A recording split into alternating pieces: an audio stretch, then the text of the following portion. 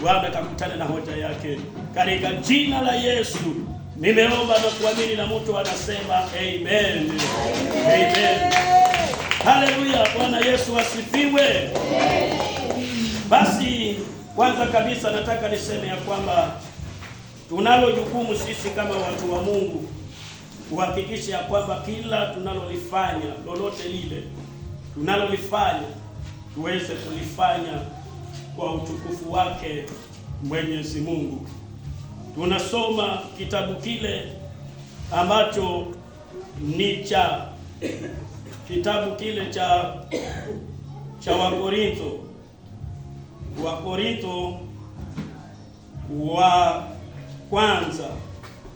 Wakorintho wa kwanza mlango ule wa 10 na mstari wa 31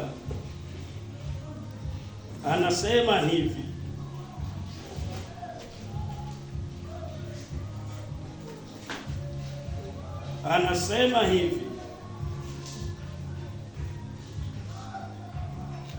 anasema basi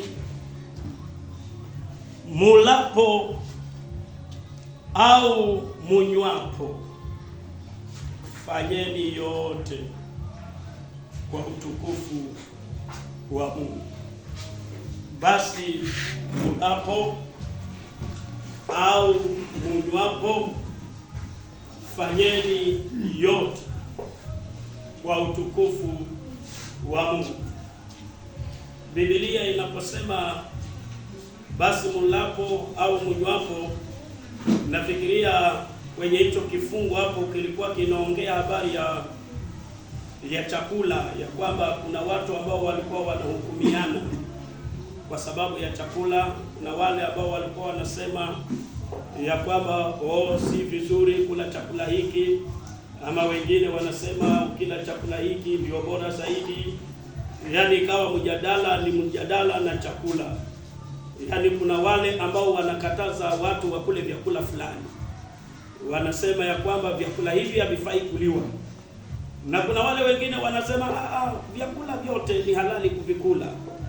Sasa katika mjadala huo ambao ulikuwa umeendelea, mwisho kabisa yule aliyekuwa ndiye mtumishi wa Mungu wa wakati huo, Paulo, akaweka suluhisho. Akasema la muhimu ni hili, ya kwamba basi ulapo ama unywapo, chochote kile, fanya yote kwa utukufu wa Mungu. Sasa kufanya yote kwa utukufu wa Mungu si kwa masuala ya chakula peke yake, na ieleweke hilo neno fanyeni yote kwa utukufu wa Mungu inajumulisha kila kitu ambacho maishani mwako utakifanya. Kila kitu kile ambacho mikono yako itakuwezesha kufanya, yapaswa kila unalolifanya wakati wowote, mahali popote, iwe ni kwa sababu ya kumtukuza Mungu. Biblia inasema fanyeni yote kwa utukufu wa Mungu. Kumtumikia Mungu inapaswa tuwe na nia moja. Nia yetu iwe ni Bwana apokee nini? Utukufu. Hiyo ndio nia yetu.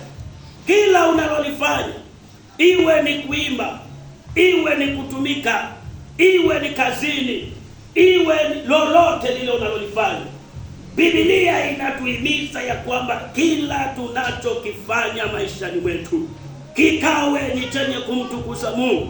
Na leo hii nimekuja niweze kuwatia changamoto, niweze kuwashauri wapendwa, niwaambie ya kwamba tuna jukumu moja, ya kwamba kuishi kwetu tusijiishie sisi wenyewe, lakini tunapoishi tukatamani sana kumtukuza Mungu, tukamtwalie Mungu utukufu. Katika mwenendo wetu tukamtukuze Bwana, katika maneno yetu tukamtukuze Bwana, kuvaa kwetu, kutembea kwetu, kila unalolifanya likaweze kumtukuza nani? Bwana. inastahili ya kwamba mtu akikuangalia vile unavyokaa, vile unavyoishi, vile unavyotenda, chochote kile ambacho unafanya kikampe Mungu nini? Utukufu.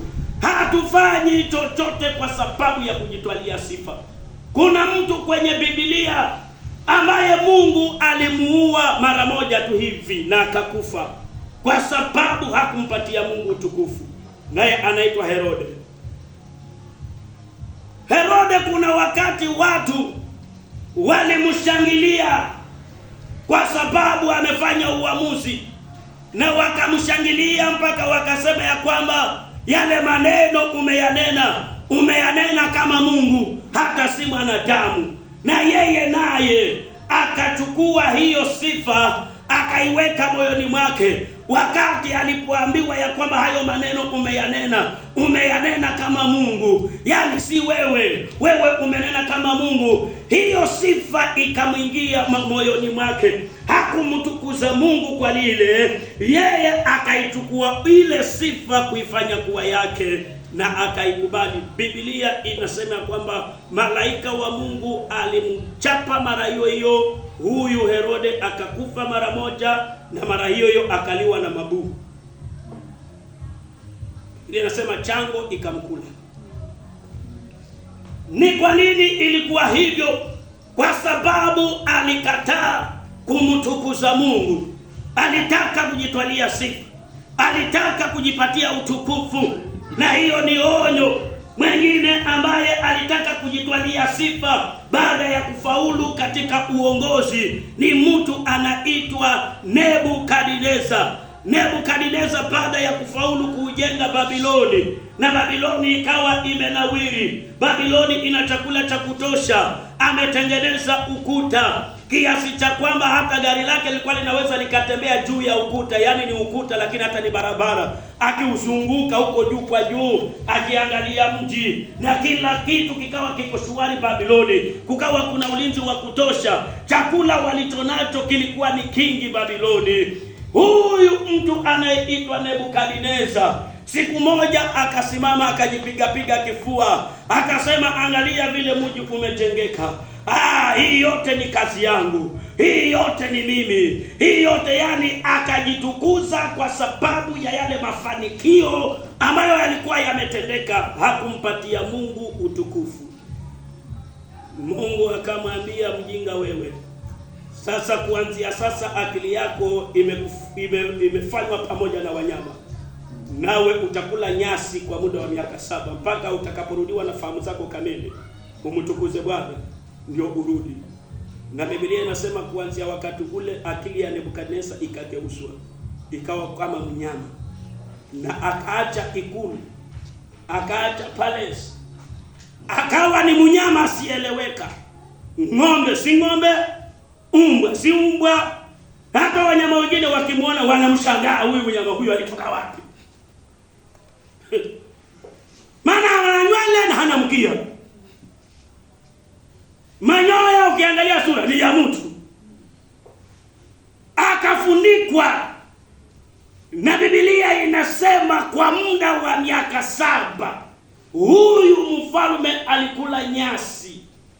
Si kwa sababu alikuwa hana pesa, lakini kwa sababu ya kutomtukuza Bwana, akili yake ikabadilishwa, na akili ilipobadilishwa akakula manyasi. Hivyo ni kusema hata ile akili ulionayo si ya kujisifu nayo. Maana kuna watu hujisifu kwa ajili ya akili, ya kwamba mimi nina akili ya kufanya hiki, mimi nina akili ya kupanga mambo, mimi nina akili sana. Kumbe hata ile akili ulionayo ya kufanya vitu anayekupatia ni nani?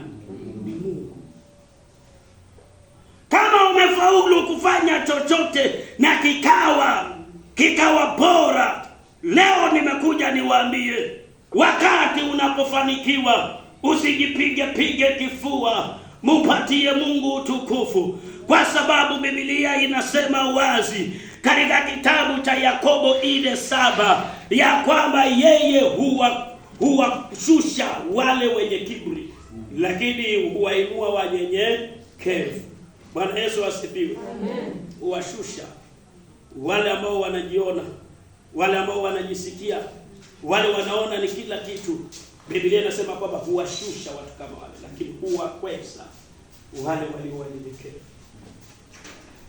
Kiburi ni nini? Ni pale ambapo unaanza kujisifu. Ni pale ambapo unaanza kujitukuza. Ni pale ambapo unaona ya kwamba wewe ni kila kitu. Unaona kwamba wewe una nguvu zote. Hauhitaji Mungu kwa sababu ya ufanisi ulionao. Leo nimekuja na kauli mbiu ya kwamba tufanye yote kwa utukufu wa Mungu. Lolote lile ambalo utaweza kufaulu kulifanya, mtukuze Bwana. Twasema mtukuze Bwana, msifu Mungu. Kama ni ufanisi, iwe ni promotion, iwe ni maendeleo umetengeneza, chochote kile ambacho Bwana atakusaidia kukifanya, kifanye kwa utukufu wa nani? Wa Mungu. Bwana Yesu asifiwe. Nebukadneza alikula manyasi kwa miaka 7 mpaka siku ile akili yake ilipogeuzwa. Na ilipogeuzwa, Biblia inasema kwamba nimejua ya kwamba hakuna Mungu mwingine isipokuwa Mungu wa wapi? Wa mbinguni. Na akaanza kumtukuza yeye. Ndio akamaliza mwendo wake salama. Bwana Yesu asifiwe. Amen. Mwingine anaitwa Belshaza aliyechukua baada ya nani? Ya Nebukadneza. Yeye alipoingia, alipoona mambo yote ni mazuri na umechukua kwa baba yako ambaye uliona yaliyotendekea. Yeye naye alikuwa ni ampe Mungu utukufu, lakini alipoingia ile sherehe ya kwanza aliyoitengeneza, wakati wamelewa, wakati wamekunywa, wakati wamefurahi, yani wana sherehe yao, wanapiga sherehe. Wanapiga sherehe. Ameita viongozi wote wa serikali kupiga sherehe. Yani ameingia kwenye uongozi, kila anatufikiria ni nini? Sherehe. Sasa mbaya ni pale wakati ambapo, wakati sherehe imenoga, alianza kuitisha vyombo vya kanisani viletwe ili wavitumie kwa kunywa pombe yao. Yani mumekunywa pombe, mumeridhika, lakini kwa ujeuri anasema nendeni mkavichukue hivyo vyombo vya kanisani, vyombo vilivyowekwa wakfu kwa ajili ya kazi ya Bwana, viletwe hapa tukunywe na hivyo pombe. Je, Mungu alikuwa hivyo kinyume na sherehe zao? Hizo zilikuwa ni zao, sio walikuwa wanakunywa wenyewe. Lakini makosa ni pale ambapo wanakosa kumheshimu Mungu. Vyombo vya kanisani ambavyo viliwekwa wakfu kwa ajili ya kazi ya Bwana, mbona mvilete kwenye baa? Mbona mvilete mangweni? Vinakuja kufanya nini? Mbona mkunywe navyo pombe? Vitu ambavyo viliwekwa wakfu kwa ajili ya kazi ya Bwana vinastahili vitumike kwa kazi ya nani? Ya Bwana. Lakini mfalme, kwa sababu yeye anasema hakuna yeyote anaweza kuniambia chochote, yani akasema vikombe vya madhabahuni ambavyo vinatumiwa kwa mambo ya ibada, yeye anasema leteni. Biblia inasema ya kwamba alipoweka hicho kikombe, walipoanza kukunywa, mkono usiokuwa na mwenyewe ulionekana mbele, kiganja na mkono, na ukaanza kuandika mene, tekeli, peresi, ufasiri. Lakini hiyo ni lugha ambayo hakuna mtu angeweza kuisoma. Hata mimi najua ni mene, tekeli, peresi, ufasiri kwa sababu ilitafsiriwa, ikaandikwa. Bwana Yesu asifiwe. Amen. Na kiganja kilipoandika, kilipomaliza, kikaondoka, kikahama. Waganga wakaitwa wote, maana mtu ametegemea waganga, anafikiria waganga ndio wenye nguvu. Wakashindwa wote. Mwisho wake akaitwa Danieli. Danieli naye alipokuja akamwambia mfalme, haya maneno ambayo yameandikwa hapa, hata zawadi zako weka kando, lakini nitakusomea haya maneno. Inasoma hivi: mene, tekeli, peresi, ufasiri. Lugha hajawahi kusikia maishani mwake. Kumbe ni lugha ya mbinguni. Kumbe waganga na wachawi hawaelewi lugha ya mbinguni, ya mbinguni. Mene, tekeli, peresi, ufasiri. Ni maneno gani? Akaambiwa ya kwamba ufalme wako umepimwa, ukapimwa na ukaonekana umepungukiwa. Siku zako zimehesabiwa zote na zimefikishwa mwisho. Kwa sababu hiyo ufalme wako kuanzia leo umetolewa kwako, umepewa watu wengine, na umegawanywa mara mbili. Huo ufalme wako umepewa Wamedi na Wajemi. Kafikiria ni mchezo. Usiku huo huo hao Wamedi na Wajemi, hata kama Babiloni ilikuwa imezungukwa, ina ulinzi wote, waliingia na mtoni. Kulikuwa kuna mto ambao unaingia na ukuta hapo peke yake na ulikuwa umejaa maji, lakini hawa Wajemi wakaenda wakachimba mahali mto, wakauelekeza kwa njia nyingine, wakapata nafasi kwenye huo mto, na ndivyo walivyoingia ndani, na moja kwa moja mpaka ikulu pale mfalme alikuwepo. Wakamnyonga yeye, wakamuua usiku huo huo, wakamuua usiku huo huo, na serikali ikachukuliwa usiku huo huo, ikawa si ya Babiloni tena, ni ya Wamedi na Wajemi. Yaani ufalme ukaenda kwa sababu hakumtukuza Bwana. Si walikuwa wanakula, si walikuwa wanakunywa, lakini kula kwao na kukunywa kwao hawakumtukuza Bwana. Biblia inasema basi mulapo au munywapo fanyeni yote kwa utukufu wa Mungu. Na hayo ndiyo maneno ambayo tunayanena leo, ya kwamba una jukumu la kumtukuza Mungu katika maisha yako. Kila unalofanya mtukuze Mungu, si wewe bali ni Yesu aishie ndani yako. Paulo anasema si mimi tena niishie, bali ni Yesu ndani yangu. Ameelewa ya kwamba uzima alionao ni Yesu Kristo. Ameelewa ya kwamba ushindi alionao ni Yesu Kristo. Ameelewa ya kwamba ishara na miujiza ambazo zimefanyika katika huduma yake ni nani? Ni Yesu Kristo. Na ndio maana anamtukuza yeye, hajitwalii utukufu, anasema ni Bwana ametenda. Na kwa sababu ya kumtukuza Mungu kwa kila jambo alilokuwa analolifanya, huyu Paulo huduma yake ilikuwa ya ufanisi mpaka mwisho. Akasema nimevipiga vita vizuri, imani nimeilinda, na mwendo nimeumaliza, na sasa hivi nimewekewa taji tayari. Paulo ana uhakika ya kwamba nimewekewa, maana sijajitukuza duniani, nimemtukuza Bwana. Huko ndiko kunakoweza kukusaidia umalize salama. Haya maisha bila Mungu huwezi. Chochote kile unachofikiria kukifanya, ikiwa si kwa sababu ya Bwana, hakitaenda popote. Bwana Yesu asifiwe. Lakini ikiwa moyo wako umejaa kumtukuza Bwana, nataka nikuambie, hiyo ndio siri ya kuenuliwa, hiyo ndio siri ya kuendelea. Leo nimekuja niwaambie ya kwamba mtukuzeni Bwana. Kwa kila unachokifanya mtukuze nani? Bwana. Basi nyenyekeeni chini ya mkono ulio hodari wa Mungu, ili awakweze kwa wakati wake. Bwana Yesu asifiwe. Chochote unachokifanya, hata kikamtukuze nani? Kikamtukuze nani? Kuimba kwako kumtukuze nani? Kuhubiri kwako kumtukuze nani? Kutembea kwako kumtukuze nani? Bwana Yesu asifiwe. Kutembea kwako kumtukuze nani? Hata kucheka kwako kumtukuze nani? Bwana asifiwe. Kula kwako nako kumtukuze nani? Kula kwako. Watu wakisema huyu anakula kiungo, kumtukuze Mungu. Bwana Yesu asifiwe. Si ule kana kwamba wewe ndio mlafi nambari 1.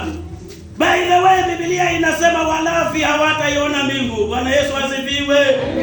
Walafi hawataiona mbingu. Biblia imesema waoga na walafi hawataona nini? Mbingu. Kwa hivyo hata kukula kwako ni kumtukuze Mungu. You are eating style. Vile unavyokula, yale unayokula, imtukuze Bwana. Bwana Yesu asifiwe. Haleluya. Sije kama mnanisikia. Kwa hivyo tunasema watu wamtukuze nani? Mungu. Lolote unalolifanya mpe Mungu nani? Utukufu. Na unapompatia Mungu utukufu, basi bila shaka wewe umejitafutia heshima kutoka kwa nani? Ni wangapi wanasema kuanzia leo kila nitakalolifanya nitamtukuza Bwana. Nimeamua nitamtukuza Bwana. Nitamtukuza Bwana. Inua mkono wako juu. Funga macho yako niombe na wewe. Baba Mungu, ninakushukuru kwa kipindi hiki. Umetutotea kwamba kila tunalolifanya iwe ni kwa sababu yako, kwa utukufu wako, na ni kwa ajili ya jina lako takatifu. Bwana, tunaomba ya kwamba ukatupe nia hiyo hiyo ya kwamba hatutafika mahali tujisifu, tujivune kwa yale ambayo tumefaulu kuyatenda, lakini heshima na utukufu daima itarudi ni kwako. Bwana, himidiwa, wewe ni mkuu. Ninakabidhi watoa mikononi mwako. Hata wiki hii ninawaweka chini ya ulinzi wako, popote watakapokanyaga, watakapoingia, iwe ni kazini, ni wapi, neema yako iwe juu yao. Ninanena kibali, utukufu wako kang'ae katika jina la Yesu Kristo. Ninaiombea hata safari wale wanaosafiri kwenda kule Batanomane, ninawakabidhi mikononi mwako. Bwana, enda nao, walinde njiani, waongoze, wasaidie, watie nguvu. Ninaomba ya kwamba Bwana ukawatetee, kila litakalofanyika huko likatendeke kwa utukufu wako, katika jina la Yesu nimeomba na kuamini, na mtu anasema amen.